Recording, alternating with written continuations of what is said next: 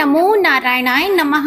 भगवान बृहस्पति देव की पूजा अर्चना के लिए बृहस्पतिवार को व्रत करके बृहस्पतिवार की व्रत की कथा सुनना चाहिए। बृहस्पतिवार का व्रत करने और कथा सुनने से सभी भक्तों की मनोकामनाएं पूर्ण होती हैं। तो आइए बड़ी ही श्रद्धा से बृहस्पतिवार की इस कथा को सुनते हैं। भारतवर्ष में एक प्रतापी और दानी राजा राज्य करता था। वह नित्य गरीबों और ब्राह्मणों की सहायता करता था।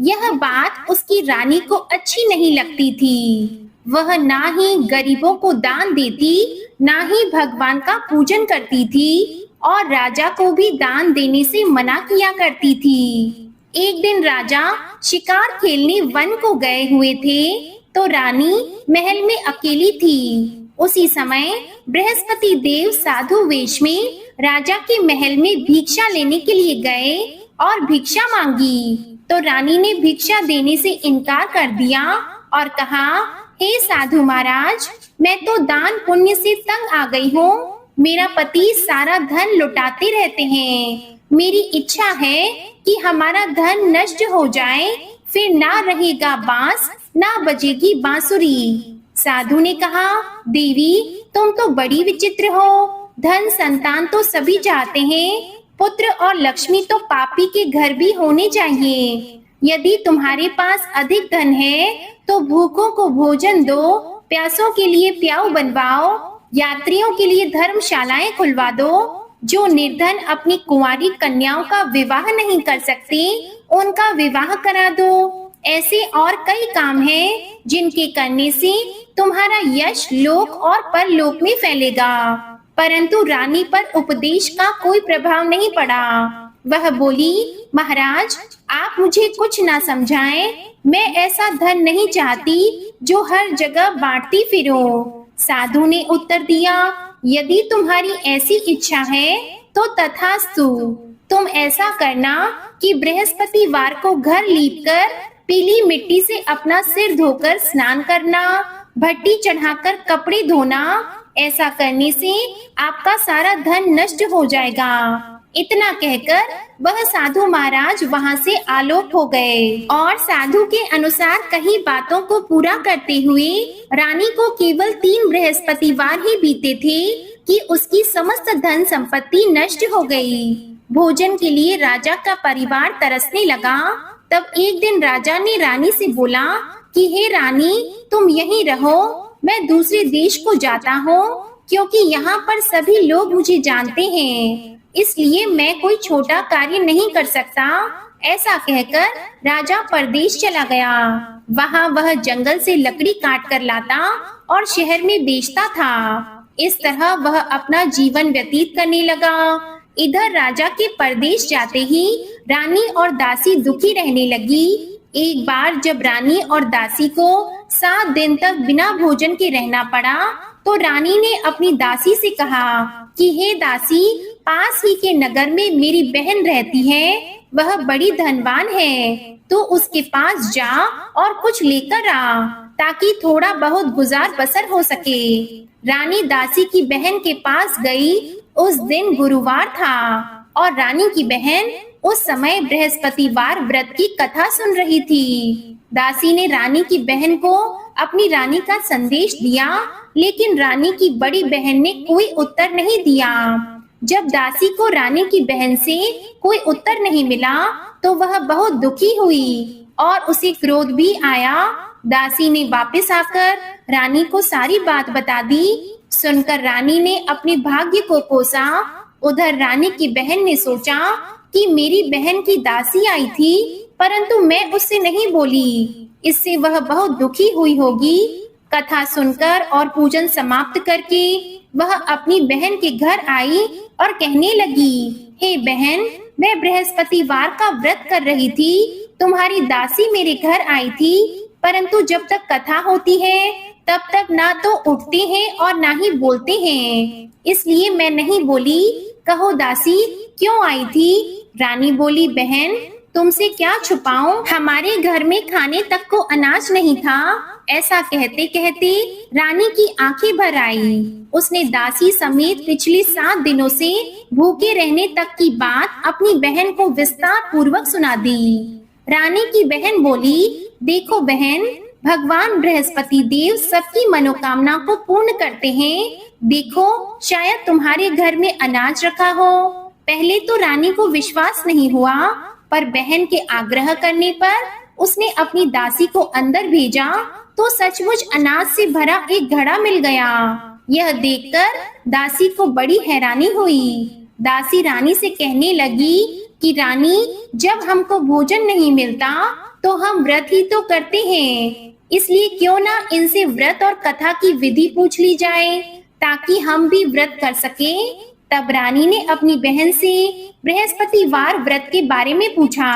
उसकी बहन ने बताया कि बृहस्पतिवार के व्रत में चने की दाल और मुनक्का से विष्णु भगवान का केले की जड़ में पूजन करें तथा दीपक जलाएं, व्रत की कथा सुने और पीला भोजन ही करें। इससे बृहस्पति देव प्रसन्न होते हैं और व्रत और पूजन बताकर रानी की बहन अपने घर को लौट गई। 7 दिन के बाद जब गुरुवार आया तो रानी और दासी ने व्रत रखा। घोड़साल में जाकर चना और गुड़ लेकर आई, फिर उससे केले की जड़ तथा विष्णु भगवान का पूजन किया।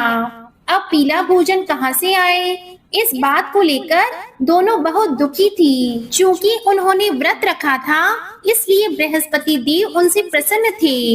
इसलिए वे एक साधारण व्यक्ति का रूप धारण करके 2 थालों में पीला भोजन दासी को दे गए। भोजन पाकर दासी बहुत प्रसन्न हुई और फिर रानी के साथ मिलकर भोजन ग्रहण किया। उसके बाद वे सभी गुरुवार को व्रत और पूजन करने लगी। बृहस्पति भगवान की कृपा से उनके पास फिर से धन संपत्ति आ गई, परंतु रानी फिर से पहले की तरह आलस्य करने लगी। तब दासी बोली, देखो रानी, तुम पहले भी इस प्रकार आलस्य करती थी। तुम्हें धन रखने में कष्ट होता था, इस कारण सभी धन नष्ट हो गया, और अब जब भगवान बृहस्पति देव की कृपा से धन मिला है तो तुम्हें फिर से आलस्य होता है। रानी को समझाते हुए दासी कहती है कि बड़ी मुसीबतों के बाद हमने यह धन पाया है, इसलिए हमें दान पुण्य करना चाहिए, भूखे मनुष्यों को भोजन कराना चाहिए और धन को शुभ कार्यों में खर्च करना चाहिए, जिससे तुम्हारे कुल का यश बढ़ेगा, स्वर्ग की प्राप्ति होगी और पितृ प्रसन्न होंगे। दासी की बात मानकर रानी अपना धन शुभ कार्यों में खर्च करने लगी, जिससे पूरे नगर में उसका यश फैलने लगा। उधर एक दिन राजा दुखी होकर जंगल में एक पेड़ के नीचे आसन जमाकर बैठ गया। वह अपनी दशा को याद करके व्याकुल होने लगा। बृहस्पतिवार का दिन था। एकाएक उसने देखा कि निर्जन वन में एक साधु प्रकट हुए। वह साधु वेश में स्वयं बृहस्पति देवता थे। लकड़हारे के सामने आकर बोले, हे लकड़हारे, इस सुनसान जंगल में तू इतना चिंता मग्न क्यों बैठा है? लकड़हारे ने दोनों हाथ जोड़कर प्रणाम किया और उत्तर दिया कि महात्मा जी, आप सब कुछ जानते हैं, मैं क्या कहूँ। यह कहकर रोने लगा और साधु को अपनी आत्मकथा सुनाई। महात्मा जी ने कहा, तुम्हारी स्त्री ने बृहस्पतिवार के दिन बृहस्पति भगवान का निरादर किया है, जिसके कारण रुष्ट होकर उन्होंने तुम्हारी यह दशा कर दी। अब तुम चिंता को दूर करके मेरे कहने पर चलो तो तुम्हारे सब कष्ट दूर हो जाएंगे और भगवान पहले से भी अधिक संपत्ति देंगे। तुम बृहस्पतिवार के दिन कथा किया करो, 2 पैसे के चने मुनक्का लाकर उसका प्रसाद बनाओ और शुद्ध जल से लोटे में शक्कर मिलाकर अमृत तैयार करो। कथा के पश्चात अपने सारे परिवार और सुनने वाले प्रेमियों में अमृत व प्रसाद को बांटकर खुद भी ग्रहण करो। ऐसा करने से भगवान तुम्हारी सभी मनोकामनाएं पूरी करेंगे। साधु के ऐसे वचन सुनकर लकड़हारा बोला, हे प्रभु, मुझे लकड़ी बेचकर इतना पैसा नहीं मिलता जिससे भोजन के उपरांत कुछ बचा सकूं। मैंने रात्रि में अपनी स्त्री को व्याकुल देखा है। मेरे पास कुछ भी नहीं, जिससे मैं उसकी खबर मंगा सकूं। और फिर मैं बृहस्पति देव की क्या कहानी सुनूं? मुझको तो कुछ भी मालूम नहीं है। तब साधु ने कहा, हे लकड़हारे, तुम किसी बात की चिंता मत करो।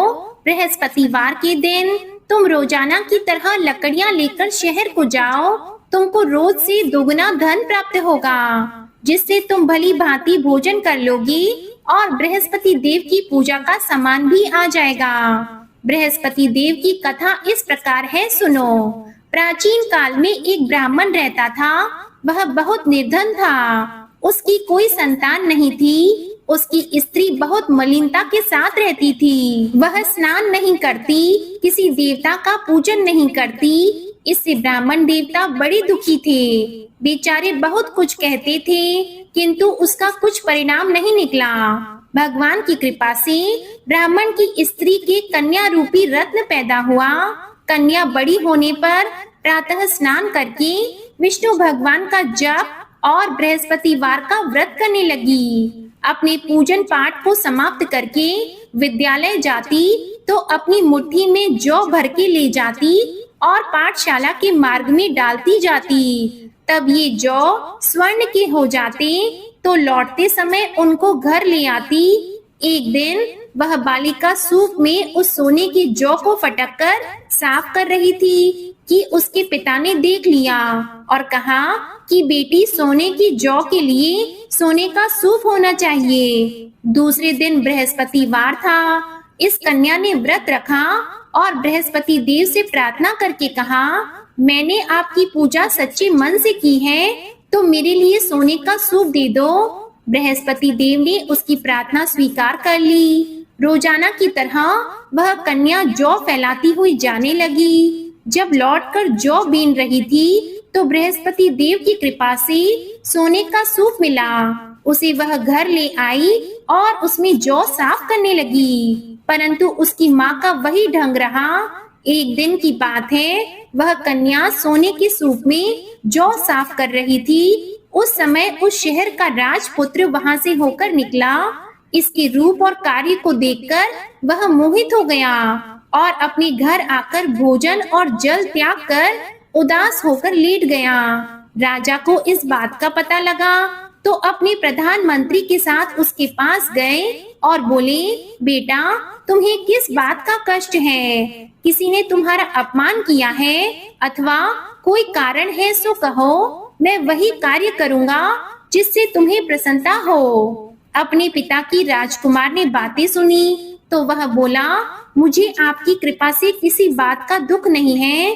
किसी ने मेरा अपमान नहीं किया है, परंतु मैं उस लड़की से विवाह करना चाहता हूँ जो सोने के सूप में जौ साफ कर रही थी। यह सुनकर राजा आश्चर्य में पड़ गया और बोला, हे बेटा, इस तरह की कन्या का पता तुम ही लगाओ, मैं उसके साथ तेरा विवाह अवश्य ही करवा दूंगा।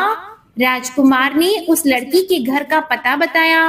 तब मंत्री उस लड़की के घर गए और ब्राह्मण देवता को सभी हाल बताया। ब्राह्मण देवता राजकुमार के साथ अपनी कन्या का विवाह करने के लिए तैयार हो गए तथा विधि विधान के अनुसार ब्राह्मण की कन्या का विवाह राजकुमार के साथ हो गया। कन्या के घर से जाते ही पहले की भांति उस ब्राह्मण देवता के घर में गरीबी का निवास हो गया। अब भोजन के लिए भी अन्न बड़ी मुश्किल से मिलता था। एक दिन दुखी होकर ब्राह्मण देवता अपनी पुत्री के पास गए। बेटी ने पिता की दुखी अवस्था को देखा और अपनी माँ का हाल पूछा। तब ब्राह्मण ने भी सभी हाल कहा। कन्या ने बहुत सा धन देकर अपने पिता को विदा कर दिया।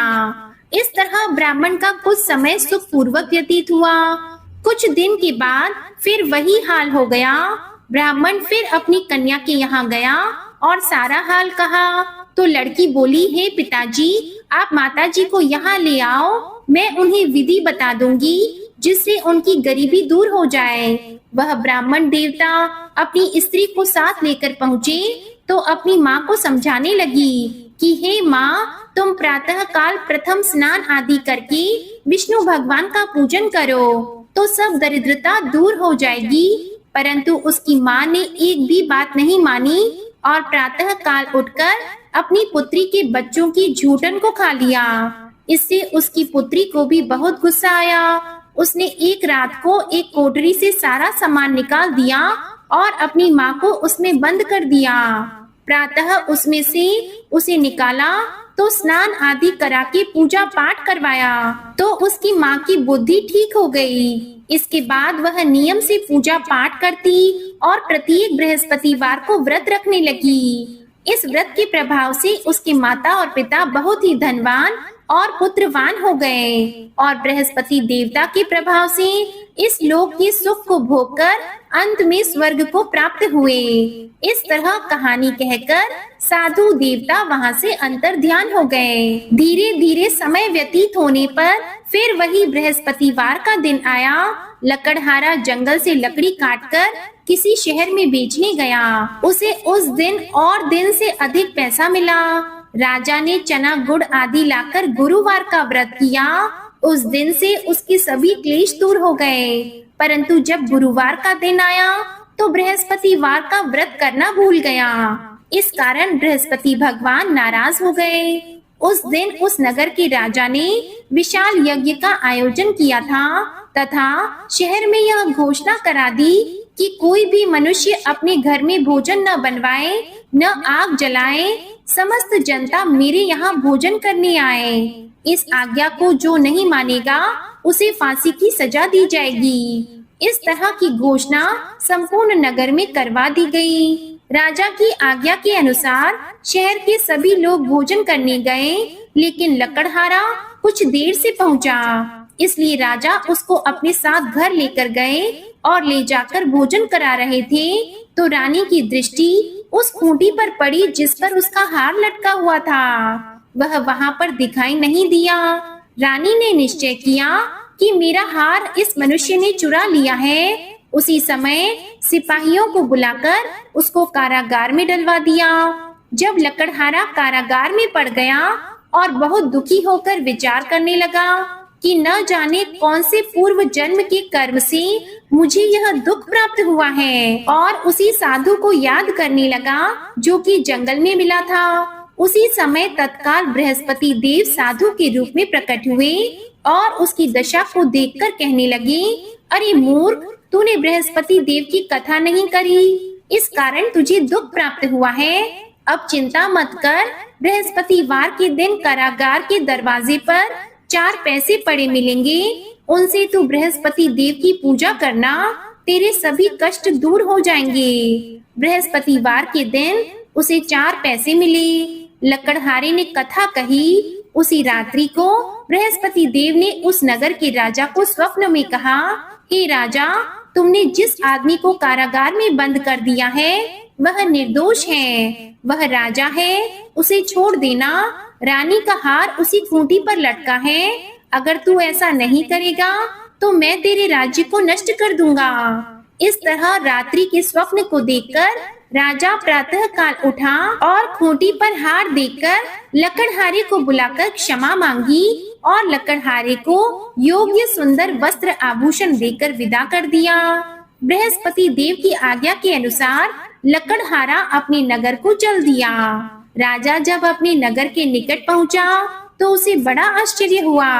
नगर में पहले से अधिक बाग, तालाब, कुएं तथा बहुत सी धर्मशालाएं, मंदिर आदि बन गए हैं। राजा ने पूछा, यह किसका बाग और धर्मशाला है? तब नगर के सभी लोग कहने लगे, यह सब रानी और बंदी के हैं। तो राजा को आश्चर्य हुआ और गुस्सा भी आया। जब रानी ने यह खबर सुनी कि राजा आ रहे हैं तो उन्होंने दासी से कहा, हे दासी, देख राजा हमको कितनी बुरी हालत में छोड़ गए थे। हमारी ऐसी हालत देखकर वह लौट न जाएं, इसलिए तू दरवाजे पर खड़ी हो जा। आज्ञा के अनुसार दासी दरवाजे पर खड़ी हो गई। राजा आए तो उन्हें अपने साथ लेकर आई। तब राजा ने क्रोध करके अपनी रानी से पूछा कि यह धन तुम्हें कैसे प्राप्त हुआ है? तब उन्होंने कहा, हमें यह सब धन बृहस्पति देव के इस व्रत के प्रभाव से प्राप्त हुआ है। राजा ने निश्चय किया कि 7 रोज बाद तो सभी बृहस्पति देव का पूजन करते हैं, परंतु मैं प्रतिदिन दिन में 3 बार कहानी और रोज व्रत किया करूँगा। अब हर समय राजा के दुपट्टे में चने की दाल बंधी रहती और दिन में 3 बार कहानी कहते।